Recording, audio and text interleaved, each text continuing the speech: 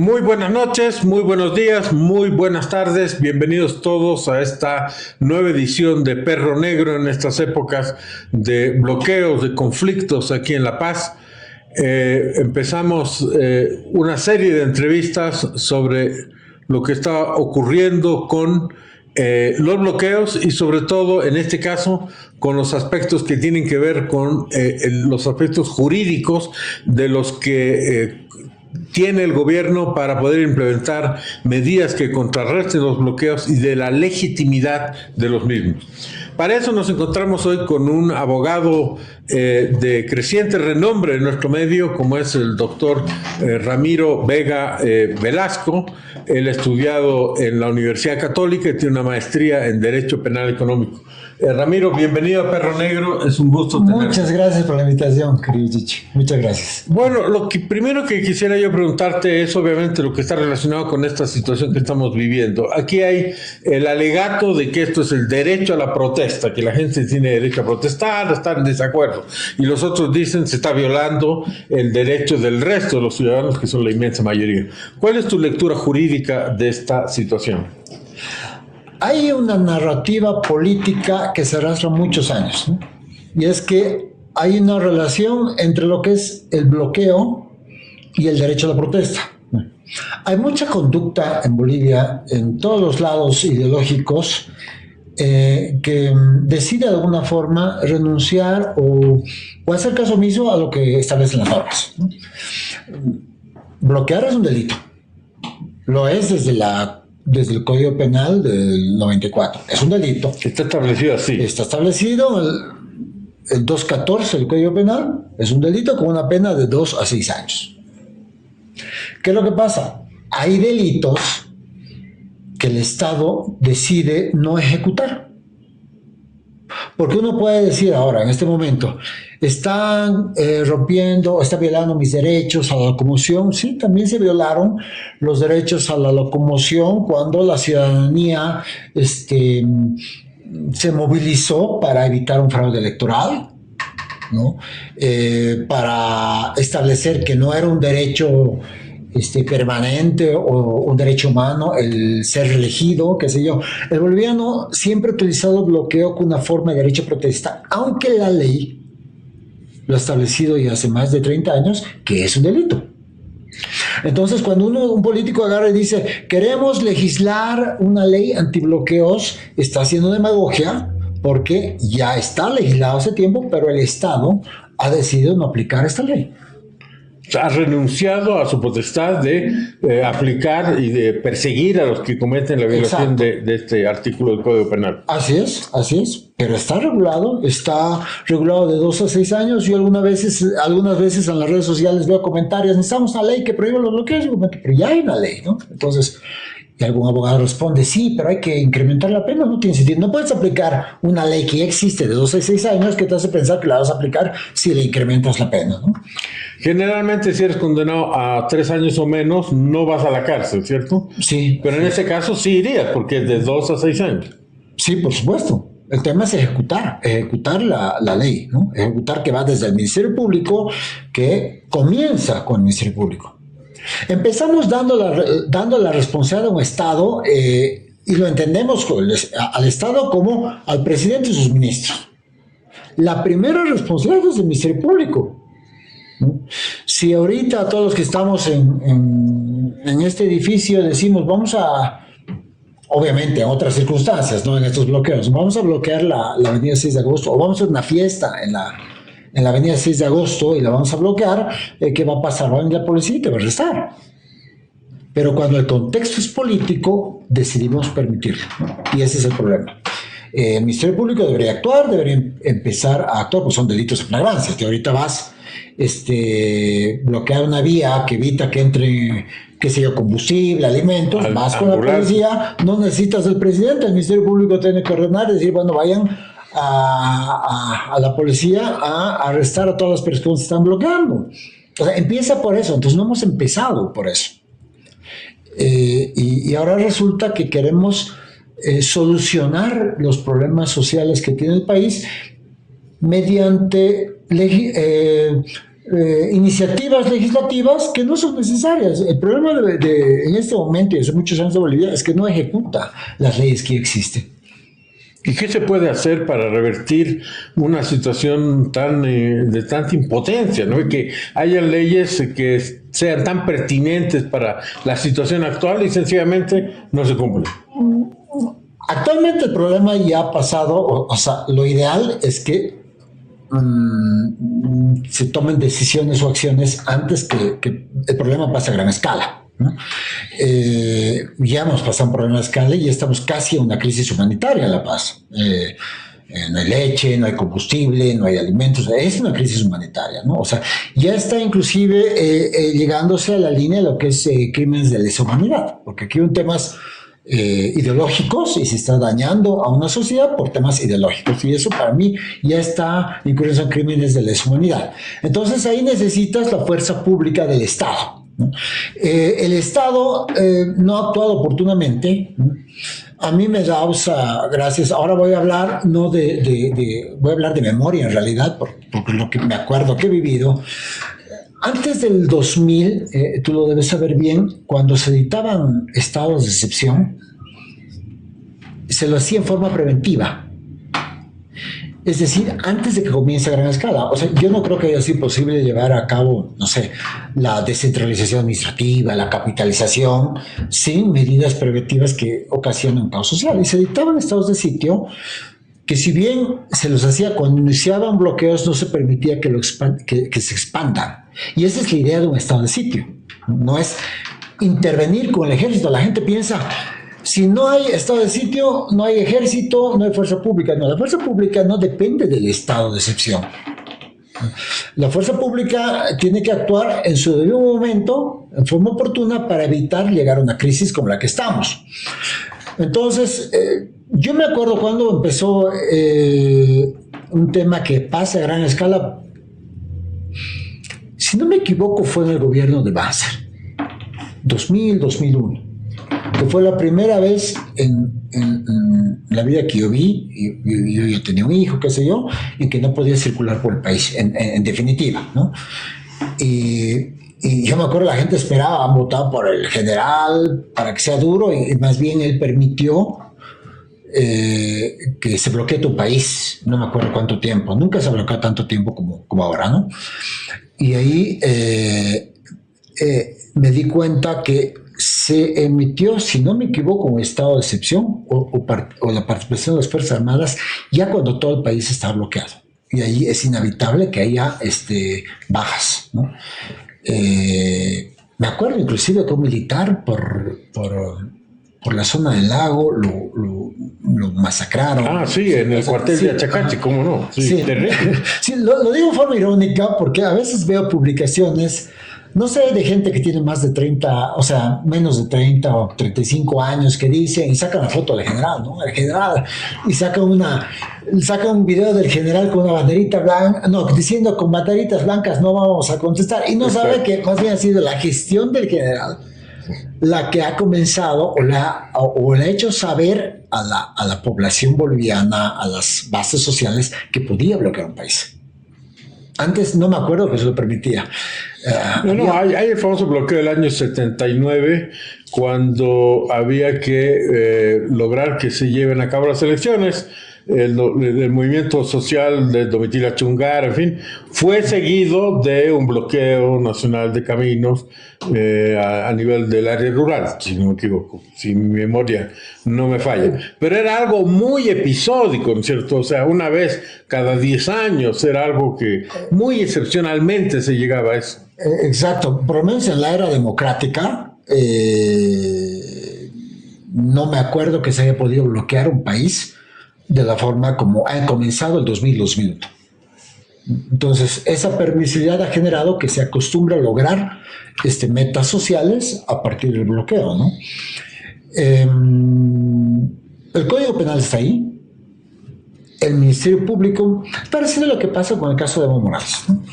El Ministerio Público dice, hemos cumplido, hemos emitido los mandamientos de aprehensión para que aprendan a Evo Morales. El Poder Judicial dice, lo hemos declarado rebelde, hemos emitido las órdenes de aprehensión para que Ahora, ¿de quién depende? De la fuerza pública. La fuerza pública es la que no actúa. O sea, sí es responsabilidad del Ejecutivo en este caso, ¿no? Pero cuando suceden los bloqueos o empiezan los bloqueos, la primera intervención debería ser del Poder Judicial porque se está cometiendo un delito. Y el que primero debe intervenir en la comisión de delito es el Ministerio Público y la policía. Pero cuando tú dices depende de la fuerza pública, en este caso de Evo Morales, el presidente llama al comandante de la policía y le dice, señor, acelere la aprehensión de este individuo porque hay el mandamiento de aprehensión. Eso es, digamos, aunque no sea muy convencional, pero es algo que podría darse y es legal y correcto. Sí, pero tienes un límite, ¿no? Y el límite es el conflicto que puedes o las bajas que puedes tener. Es lo mismo, bueno, señor, por decirte, hay un traficante que quieres agarrar, ¿no? Una persona que tiene todo un cartel ahí. El Ministerio Público dice que prenderlo al señor y, bueno, el gobierno no va a decir, bueno, vamos a mandar 2 policías, tiene que armarse un operativo, ¿no? Como decía el caso de Marcet. Pues. Exacto, sí, ¿no? Este caso es un paso más grave porque se pretende aprender a una persona que está protegida yo me imagino por un muro mucho más grande humano que Marcet. Entonces, lógicamente, ahí tiene un operativo y tienes que evaluar cuántas vidas puede cobrar ese operativo. Ahí es razonable pensar en dilatar, en planear, pero en el caso de los bloqueos, cuando tú estás comenzando o comienza un bloqueo, como han comenzado pequeños esporádicos, es ahí donde tienes que intervenir. Y es ahí donde debería dictarse el estado de excepción. Porque hay que aclarar una cosa. El estado de excepción no es el que determina o el que debería determinar la intervención de la fuerza pública. La gente piensa, el presidente no puede hacer nada sin estado de excepción y eso no es cierto. Y también piensa de que cuando dicten el estado de excepción se arregla todo mágicamente. Y no es así. Yo me temo que a estas alturas, porque ¿qué es un estado de excepción? Empecemos por ahí. Ya, empecemos por ahí. El estado de excepción es que está regulado por la Convención Americana de Derechos Humanos, ¿no? Que ya establece los límites que tienen los estados para establecer estas condiciones. ¿Qué derechos no puedes limitar? El derecho a la vida, a la integridad, al debido proceso, a la familia. ¿Y qué derechos puedes violentar? Entonces, ¿cuál es el fin del estado de excepción? Vamos a prohibir, vamos a limitar algunos derechos que no son fundamentales, ¿ya?, para controlar determinadas condiciones en el país, ¿no? No vamos a hablar de guerra ni de desastres naturales, concretamente conmoción interna, ¿ya?, que ya lo permite la Constitución y bueno, lo regula la nueva ley de estado de excepción, ¿no? Mientras tú en el estado de excepción no pueden salir a protestar, por decir. No puedes tener, normalmente son reuniones de más de 3 personas, no puedes salir a estas horas de la noche, no puedes circular por tales vías, obviamente no puedes portar armas, una serie de reglas que obviamente limitan los derechos ciudadanos a moverse, en determinadas horas, a reunirse, qué sé yo. ¿Cuál es el fin del estado de excepción? Que la gente no tenga reuniones masivas que ocasionen una conmoción que ya la tenemos, ¿no? La intervención de las fuerzas, por ejemplo, escuché a alguien decir, las Fuerzas Armadas no pueden intervenir, sino entonces no es cierto. La Constitución establece que las Fuerzas Armadas están tanto para defender la integridad del Estado contra amenazas externas como internas. En cualquier momento. En cualquier momento, no requiere de un estado de excepción, ¿no? ¿Por qué? Porque están en la obligación de defender el gobierno legalmente constituido, sea mediante amenaza externa o interna. ¿Quiénes son los que ponen la condición que haya un estado de excepción para que intervengan las Fuerzas Armadas? La propia ley de estado de excepción, no la Constitución. Entonces, el momento que tú regulas, ya sea mediante la ley COPA que le llamaban, o ahora la ley que ha salido, que ha sido promulgada esta semana, es esa ley la que dice las Fuerzas Armadas podrán a intervenir cuando la policía sea superada. Pero eso no lo dice la Constitución. O sea, bien la ley de estado de excepción podría decir, no podría mencionarlo. Es decir, el Estado me dirá en qué momento puede intervenir las Fuerzas Armadas, ¿no? O sea, eso tiene que quedar claro. El segundo elemento que para mí ha sido una absoluta burla la narrativa que han tenido sobre la abrogación de la ley Copa y la luego promulgación de esta nueva ley, ¿no? Y la gente es muy flexa para hablar, no, que la ley... Y a mí me da la impresión, ¿no? Y rara vez hablo mal de colegas, pero a mí me da la impresión que la asesoría legal del presidente es muy desprolija. Es muy desprolija, o por ahí no, y es el presidente el que dice, no nos voy a hacer caso, ¿no? O por ahí uno dice, oye, yo le aconsejaba al presidente, no sé, no tengo idea quiénes serán los asesores legales del presidente, pero mira este escenario. El presidente no puede dictar estado de excepción porque la ley Copa no lo permite. Sí, sí.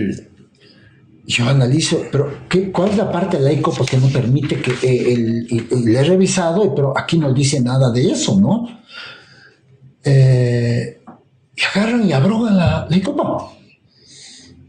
Y se quedan sin ley, ¿no? O sea, se quedan sin ley porque sí, la Constitución establece que debe estar regulada por ley. Y luego lo critican al presidente, ahora sí no se puede porque va a ser sujeto a un juicio de responsabilidades, porque no puede establecer estado de excepción sin ley. Caray, hay que hacer una ley entonces. Meter la improvisación y hace una ley. Y tú miras la ley nueva, la ley que ha emitido el presidente pasado ahora, y la ley Copa, y son las mismas. Ahora, hay variaciones, digamos, de matiz. De matiz que bien podrías, en vez de hacer la abrogación, la asamblea, que esto, que el otro, luego el proyecto de ley, de nueva ley, bien podrías haber hecho una ley derogatoria donde modificas 2 o 3 artículos de la ley Copa. Eso sí es más muy frecuentemente, no se cambia palabrita. Pero ¿cuáles son los elementos de la ley Copa? Establecía que en 24 horas tenía que aprobar o rechazar la Asamblea Legislativa el estado de excepción, y ahora dice 72. Eso igual tiene que aprobar la Asamblea Legislativa. Daba el plazo de 60 días la ley Copa, esta da de 90. Pero después no había ningún impedimento para que salvo una derogatoria, inclusive, a mi entender, políticamente, para mí era mejor que el presidente dicte la ley de estado de excepción en base con la ley Copa. ¿Por qué? De todos modos necesitas la aprobación de la Asamblea Legislativa. Tenemos un problema todo el mundo sabe, tenemos una crisis judicial que estamos arrastrando 20 años en este país, debido a que la justicia no tiene credibilidad, ¿verdad? Entonces, ¿qué es lo que pasa? Lo primero que tienes que determinar cuando ejecutas un estado de excepción, ¿no? O cuando intervienen las Fuerzas Armadas, por ejemplo en Sacaba no ha habido estado de excepción, no intervienen las Fuerzas Armadas directamente.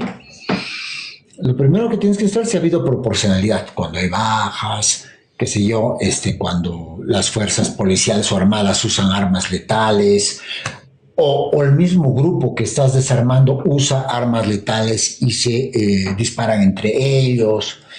¿Y qué es lo que pasa? ¿Quién va a determinar si ha habido proporcionalidad, si ha habido excesos de la fuerza pública, si ha habido delitos humanitarios? ¿Quién lo va a determinar? Un juez que responde al poder. Y es lo que ha pasado. Ha pasado en el caso de Yanine Áñez, ¿quién se han determinado? Los jueces. ¿A quién responden los jueces? Al poder. El sistema judicial es tan patético, diría yo, que el fiscal Lanchipa, general, ha metido presos, así nomás, a los miembros del órgano electoral por el fraude, ha metido presos a gente del MAS, a policías, militares. ¿A qué Áñez? El mismo fiscal los ha liberado y ha metido presos a la gente de Áñez, es ministro de Áñez. O sea, es una... Entonces, ¿quién va a determinar si la actuación del ejército, de la policía, ha sido proporcional? El político que gane, que esté en la siguiente gestión. Y este gobierno no ha hecho nada por ni siquiera empezar a intentar, digamos, sentar las bases para revertir todo eso. Exacto. Entonces, ni siquiera ha empezado. No ha empezado y tampoco mostró intenciones de hacerlo. Claro, porque yo como gobierno tengo las intenciones sanas de cambiar un sistema que es absolutamente necesario, ¿no? Y lo primero que hago es llamar a los mejores juristas del país, ¿no? Que hay excelentes juristas que han estado en el Tribunal Constitucional en su época, en su prime, digamos, como gerentes juristas, y nadie les tira nadie los consulta a ellos. ¿Por qué? Porque da la impresión que buscan asesores, no que asesoren, sino que hagan lo que tú digas. Entonces, tienes este conflicto. ¿Cuál es el problema? Como tienes este conflicto y un Estado en crisis, en este tipo de crisis, ¿qué tú haces? Compartir la responsabilidad. La gente se olvida que el Estado es un poder, un solo poder, y ese poder está dividido en 3 órganos. Y uno de los órganos es el legislativo. Entonces, ¿qué mejor de no agarrar? Señores, dicto estado de sitio, tomen asamblea legislativa. La gente que está pidiendo esta excepción acá, que la policía que no viene, que no sé qué, va a dejar de estrellarse contra el presidente y va a estrellarse pues contra la asamblea legislativa, decir, oye, ¿por qué no han aprobado el estado de excepción que ha hecho el presidente? A mí me parecía una opción mucho más eficaz, hasta políticamente hablando. Yo he hecho lo que tenía que hacer, he cumplido y lamentablemente la Asamblea Legislativa. Y la Asamblea Legislativa ha hecho lo que le convenía hacer, lavarse las manos. Es decir, derogamos esto, dicten nueva ley. He visto cuando le preguntaron en un video al nuevo ministro de Defensa, junto con el ministro de Gobierno, ustedes están pidiendo que aprobemos, ¿no? La comisión, por si acaso, ustedes están pidiendo, nosotros somos responsables. Entonces, por un lado, la Asamblea Legislativa dice, no, que el gobierno interviene, pero cuando les toca a ellos, no quieren asumir la responsabilidad. Ahora veo asambleístas que dicen, bueno, ¿cuál es el problema con la ley de estado de excepción? Un artículo que dice que existe una presunción de legalidad de lo que haga la fuerza pública. Es que tú no necesitas poner un artículo en la ley que se presume la legalidad. Ese es un principio de Estado. Es como presumir que se presume la buena fe de alguien, o sea, se presume. Exacto, pues. Sí, mientras no pruebes en contrario, se presume que el acto de las autoridades públicas responde a la legalidad. Es un principio que no necesitas ponerlo. Y ahora la gente dice, o sea, los que se oponen a la ley, dicen, esto está dándole carta blanca. No, ese principio ya existe. Se supone que toda actuación de un funcionario público es legal. Y si no, tienes que probar que es ilegal. Eso es lo que dice el artículo. ¿Y ante quién vas a probar que es legal? Ante el juez que responda al siguiente poder político. Porque lo que pasa, seguramente lo van a juzgar en un momento. Yo francamente estaba con el optimismo de pensar de que deliberadamente el gobierno ha hecho esto para, digamos, alargar la cosa, para cansar al adversario, para situarse en una posición estratégica mejor. Pero creo que en vez de eso la explicación es de que esto es mucha improvisación, digamos, es no haber estado preparados para enfrentar esto, que sin embargo todo el mundo lo veía venir porque era previsible que iba a ocurrir. Sí, pero en cierta forma tiene razón, porque lo que yo veo es que el gobierno ha chamboneado, porque sí lo ha hecho, como digo, con la aprobación de la ley Copa, lo ha hecho, ha seguido una narrativa falsa sin guía jurídica. Ya, que promulgamos la abrogación, ¿no?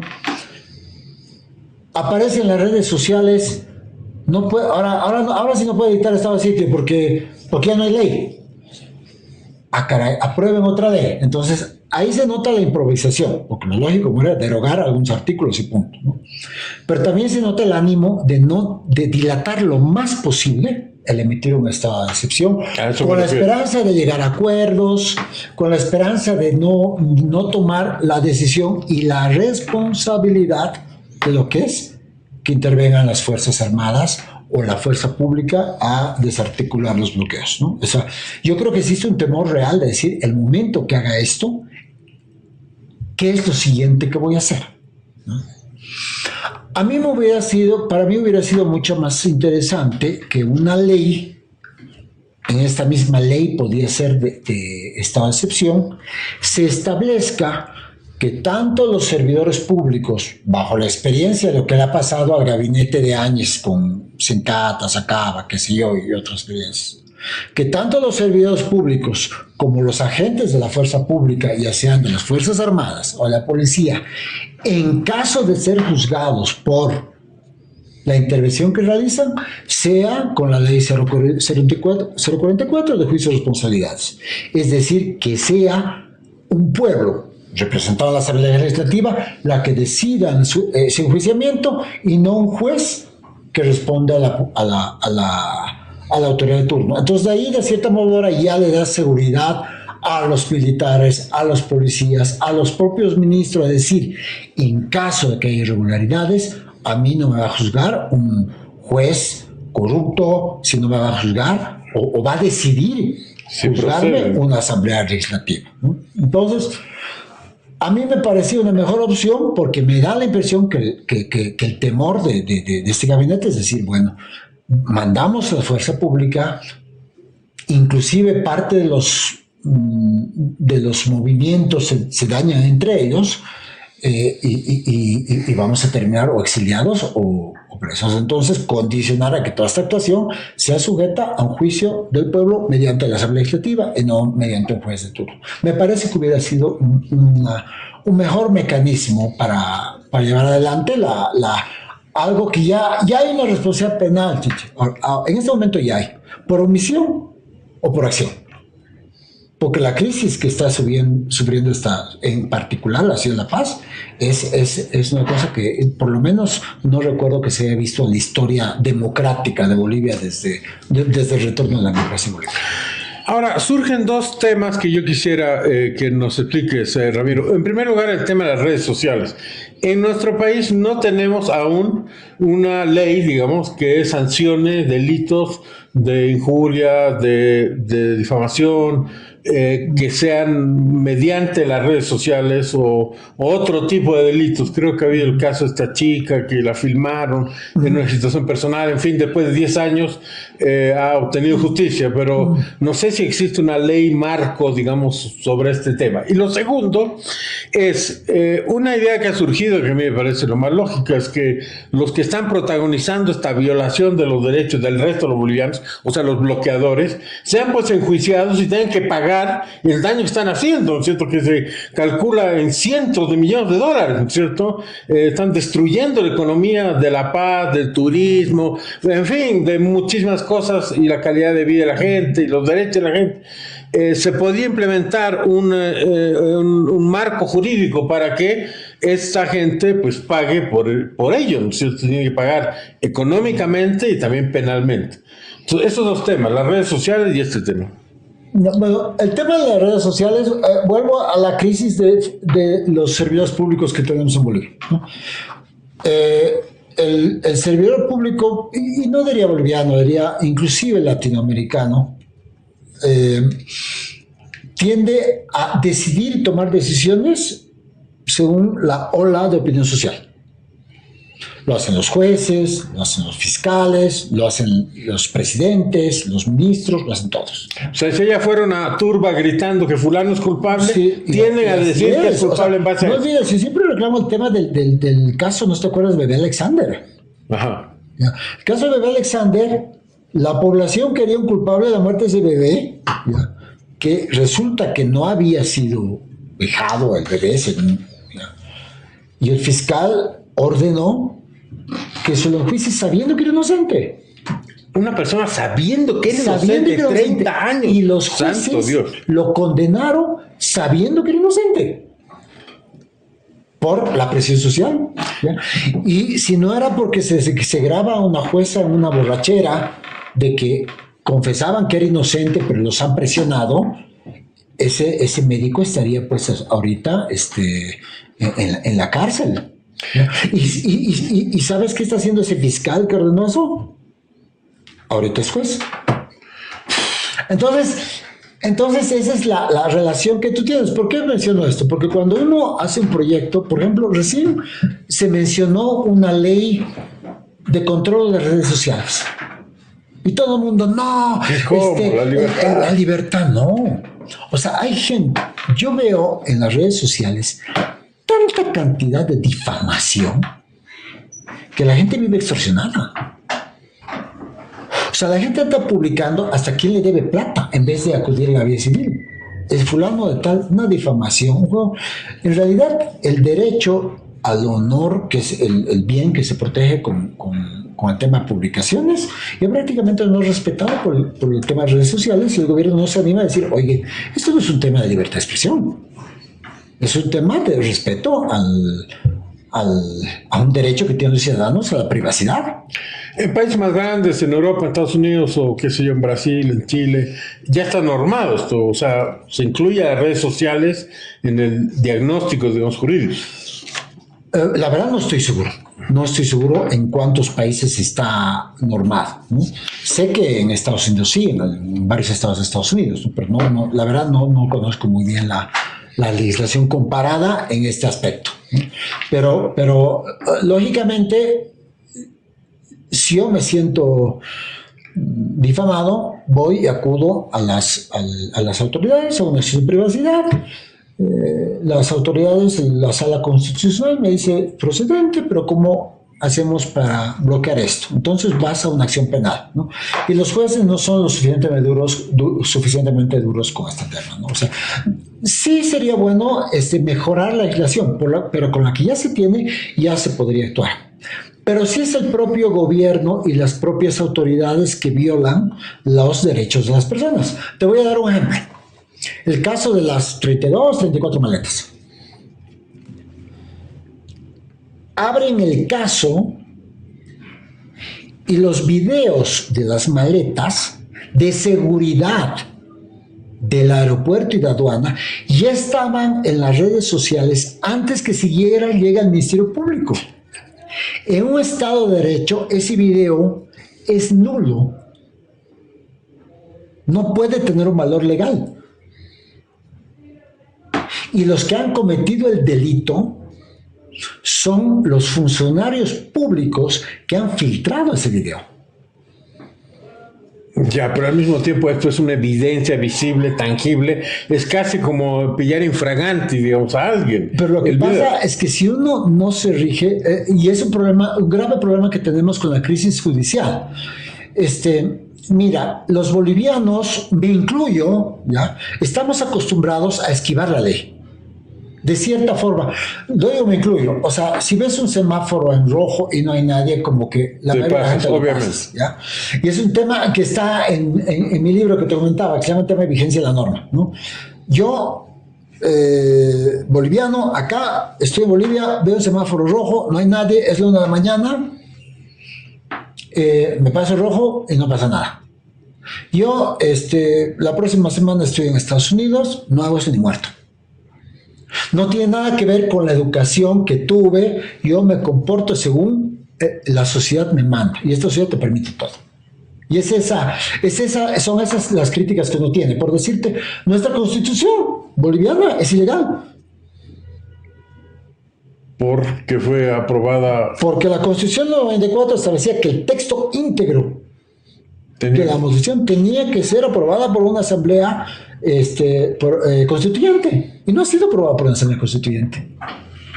Y es la base de nuestros problemas. ¿Por qué? Porque la Constitución es el pacto social de todos en los que todos estamos de acuerdo. Por lo tanto, no ha habido ese acuerdo. Estamos con una constitución sin el acuerdo básico de pacto social. Entonces, de tener una constitución derivativa, tenemos una constitución originaria sin pacto social. Y ahí nos acostumbramos a decir cosas como, ay, sí, el video no vale pero si no era el video no se descubría. Y pasa todos los días. Y al final la prensa vive de videos ilegales. Como no tienen que revelar fuente, filtran de acá, de la policía, de todas partes, vive de pruebas ilegales que un país en un Estado de Derecho no se admitiría. Y por eso tienes casos, por decir, en Estados Unidos, donde un juez libera a un criminal, pero por defectos procesales, porque la fiscalía no hizo su trabajo. Si aquí se diera esa exigencia al Ministerio Público, tendríamos un sistema de derecho más confiable. O sea, en Estados Unidos no le tiembla al juez liberar a un criminal, que todo el mundo sabe que es un criminal, si la prueba fue obtenida en forma ilegal. Exacto. Por más evidente que sea, no puedo admitirte, y así tiene que ser. Entonces, ¿qué va a tener que hacer la fiscalía? Trabajar bien. Si tú tienes esos antecedentes, ¿qué hubiera pasado en el caso Maletas? ¿Qué debería haber pasado? El funcionario que ha visto esa filmación, derivarlo al Ministerio Público, el Ministerio Público velar por la cadena de la custodia de la prueba, establecer la legalidad de esa documentación, pero antes de que se haga todo, si ya haya aprendido, si hay todo. Entonces, tú filmas en la calle a alguien, qué sé yo, fuera de contexto y lo meten preso. O sea, es ridículo, chiche. O sea, hace un par de años he visto como a un chico, por criticar un baile potosino, creo, decía, esto no me gusta, no aprendí, no me metí preso. Un tiktokero, sí. Y aquí no me llega leche, combustible y no hay ningún preso, ¿me entiendes? O sea, ese es el sistema donde diremos, pero la ley, y tienes por eso propuestas como, propongo un revocatorio adelantado para el presidente. Oye, pero eso la Constitución no permite. No, perdón, la situación. Una Constitución sobre todo y a pesar de todo. Si no, no somos un Estado. Si no, no somos un Estado. Nos guste o no guste, si no aplicas la Constitución, convenga o no, si le empezamos a hacer quiebres a la Constitución, como, bueno, las circunstancias adelantaremos, si un referendo constitucional, entonces eso es lo que te permite que un presidente te diga la reelección es definida porque es un derecho humano, o dé lugar a interpretaciones del Tribunal Constitucional para que hagan lo que le dé la gana con la Constitución, y estamos como estamos. O sea, si tuviéramos un Estado rígido, en la vigencia de la norma, estos bloqueos no habrían aparecido, porque a los primeros que están bloqueados en la calle agarran y los meten presos y no se arma, y esto no avanza más, ¿no? Y ese es el problema que tenemos permanentemente. El primer acto de un político en este país, gracias a esa Constitución, porque para mí es un desastre Constitución, ¿no? Es corrupto. Yo quiero hacer las cosas bien. Lo primero que tengo que hacer es mentir. Yo hace 2 años me quería postular a un cargo público, no voy a decir cuál, ¿no? Que era la elección de asamblea, todo el tema, y me piden un certificado que un idioma.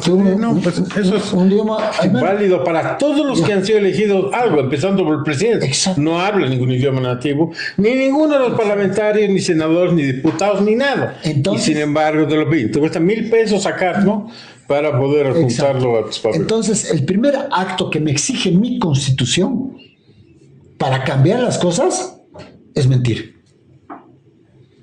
Sí, eso me parece realmente. Entonces, es como cuando, no sé si alguna vez viste estás pasando por una calle escolar, por decirte, y alguna vez vi, no me acuerdo dónde, velocidad máxima 10 kilómetros por hora. Claro, que nadie cumple. Pero pues tengo que bajarme y empujar el auto. O sea, no hay otra forma que vaya a 10 kilómetros por hora. Entonces, pones una regla que es obligatoriamente violable, ¿no?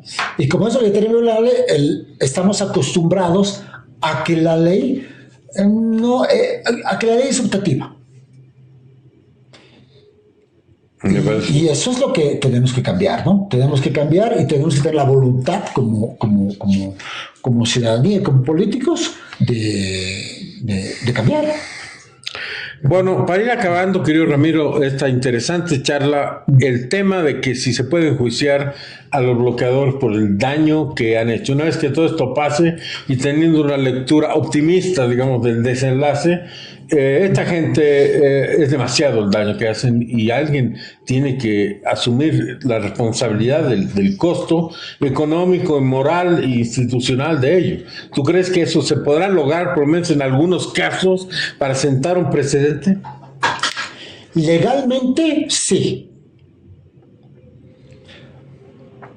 como digo, han cometido un crimen, están cometiendo un crimen y hay responsabilidades inclusive de pérdidas de vida.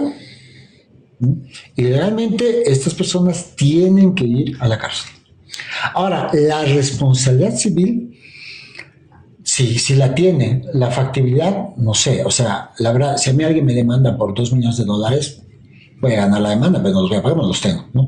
Entonces, hay que ver cuáles serían los sujetos pasivos de esa acción civil y la facultad que tienen de realmente pagar estos daños, que por supuesto tienen la responsabilidad de hacerlo, ¿no? Porque hay daños irreversibles, ¿no? Hay negocios que han cerrado que no van a volver a abrir. Eso es el plano económico, pero el plano, digamos, una ambulancia, que ve un niño enfermo dentro de la ambulancia, el niño se muere porque no dejan pasar la ambulancia, alguien tiene que pagar por eso, por amor de Dios. Penalmente lo tienen que hacer, pero yo digo, la ley está hace 30 años. ¿Cuánta gente hay en la cárcel por eso? Porque no es la primera vez que pasa, ¿no? No sé, por allá hay, no me he enterado, pero que realmente hay gente que ha bloqueado y ha evitado el paso de alimentos, enfermos, que sé yo. Yo no me he enterado que alguien entra a la cárcel porque la ley no se ha cumplido en su momento y habría que ver que en un futuro se lo cumpla, ¿no? Yo creo que sin reforma judicial no es posible. ¿Cómo crees que va a acabar todo esto, Ramiro? Uy, no tengo mucho talento en predecir políticamente lo que va a pasar, ¿no? Yo creo que el presidente está jugando a cansar. Yo seriamente creo, ojalá me equivoque, que él no piensa que la fuerza pública intervenga. No quiere evitarlo lo más posible. Me da esa impresión, ¿no? O por lo menos lo ha hecho hasta ahora, ¿no? Y creo que esto o puede acabar con una confrontación civil, ¿no? Legal. El día de ayer ha salido en redes sociales, no se viste, un grupo de vecinos de Achumani ha desbloqueado una calle en Achumani y eso es un principio legal. Ojo, yo se quería aclarar. El principio de autotutela es un principio que está vigente en nuestro sistema legal. De autotutela. Es decir, yo hago que la ley se cumpla. Sí, si yo veo que se está cometiendo un ilícito y tengo la capacidad para interrumpirlo, yo como ciudadano puedo evitarlo, agarrar a las personas y meterlas a la cárcel. Como ciudadano particular lo puedo hacer. Hay gente que dice, ay no, que eso es justicia. No es justicia en mano. Justicia por mano propia es otra cosa, es cuando uno se venga de un hecho que ha ocurrido. Pero como ciudadanos, como un grupo de ciudadanos que puede evitar que ocurra un hecho, es absolutamente legal, ¿no? El problema son las consecuencias de lo que puede pasar, de enfrentamientos. Esa es una probabilidad. Que hay enfrentamientos civiles que termine de todas formas en la necesidad de intervención de la fuerza pública, o que también haya una propuesta legislativa en que el presidente decida, que también espero que no ocurra, ¿no? Porque lo peor que le puede pasar al país es otra crisis política en que un presidente renuncie, ¿no? No tenemos tiempo para eso. No tenemos tiempo para elecciones, no tenemos tiempo para un referéndum constitucional, no tenemos tiempo para eso, porque la crisis que está teniendo Bolivia no la va a superar. Este presidente tiene que asumir la responsabilidad de concluir su mandato y va a tener que tomar las medidas de eso. Para mí lo ideal es que se tomó medidas para proteger al gobierno respecto a las decisiones que deba tomarse. Y creo que la Asamblea Legislativa tiene que participar activamente en esas decisiones, es ser corresponsable de las decisiones que se toman para desbloquear este país. No sé cuánto tiempo más puede aguantar la ciudadanía boliviana, no me imaginaba que iba a aguantar más de 30 días, ¿no? Pero creo que de esta semana no hay leche. Entonces ya no creo que pueda durar más de 2 semanas este conflicto, ¿no? De una u otra forma. Sobre todo aquí en La Paz. Sí. Bueno, muchas gracias, Ramiro, por esta conversación. En el futuro, cuando se construya realmente una Bolivia diferente y nueva, si podemos soñar en eso como horizonte, el tema de la justicia, de reconstruir la justicia, está pues en la columna vertebral de lo que hay que hacer. Es lo primero. No puedes tener inversión, economía, libre circulación, como lo has mencionado, derecho al honor, derecho a lo propio. No puedes tener nada en un país que no tiene una base judicial, un sistema judicial sólido y confiable. O sea, es la única forma. Con esa conclusión y agradeciéndoles a todos por su atención, nos despedimos hasta la próxima edición de Perro Negro. Muchas gracias.